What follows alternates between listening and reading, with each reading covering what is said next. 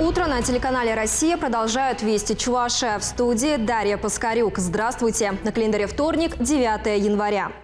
49 школ в Чувашии в ближайшие 3 года капитально отремонтируют и оснастят на средства федерального бюджета.Об этом на заседании Кабинета министров в Доме правительства напомнил руководитель регионального Минобра Дмитрий Захаров. Размер федерального финансирования с 2024 по 2026 годы составит более 4,5 миллиардов рублей. Министерство просвещения России одобрило заявку Чувашии на обновление и оснащение необходимым оборудованием школ.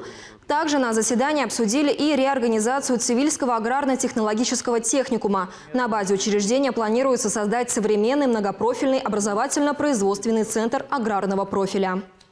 Новый год традиционно приносит с собой много изменений. Среди них индексация страховых пенсий неработающим пенсионерам и увеличение МРОТ. Сейчас расскажем более подробно. В этом году пенсии неработающим пенсионерам проиндексированы на 7,5% по уровню инфляции, заложенному в макропрогнозе Минэкономразвития России. Средний размер страховой пенсии по старости теперь составляет 23 405 рублей. Всего же повышение денежных выплат коснулось более 32 миллионов пожилых россиян. С этого года вырос и минимальный размер оплаты труда. Увеличился он на 18,5% или на 3000 рублей. Таким образом, сейчас он составляет в среднем 19 242 рубля.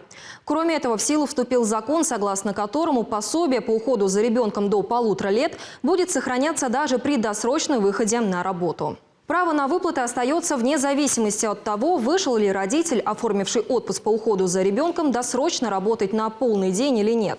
Закон распространяется и на тех, кто трудится дистанционно. Средний размер пособия составит почти 18 тысяч рублей.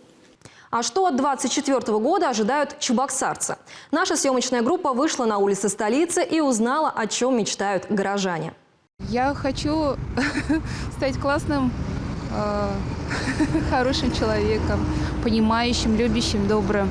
Хочу стать лучше, чем я есть сейчас. Желаю, чтобы мечты все равно сбывались. Каждый год мечтаю, но в этом году особенно. Что нам, пенсионерам, ждать? Здоровье, здоровье, здоровье. В новом 2024 году мы решили продолжить спецпроект «Найди друга», который готовим вместе с Чебоксарским приютом для бездомных животных. Первый герой нового сезона – Брут. Брут, иди сюда! Брут!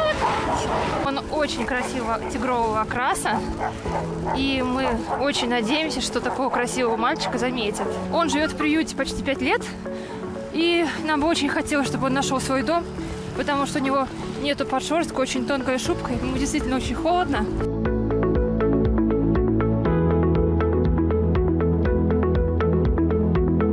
Он попал в отвал, как и все. Был брошен предыдущими своими хозяевами. Все свое время он проводит в вольере. Ему не хватает активных нагрузок, прогулок, поэтому ему тяжело стоять на месте. Но он очень компанейский, очень любвеобильный, очень ласковый. И своему хозяину он будет лучшим другом. Тех, кого герой нашей рубрики не оставил равнодушным, ждут в Чебоксарском приюте для животных без владельца «Право на жизнь». Ну а я желаю вам легкого начала рабочей недели. Оставайтесь на телеканале «Россия».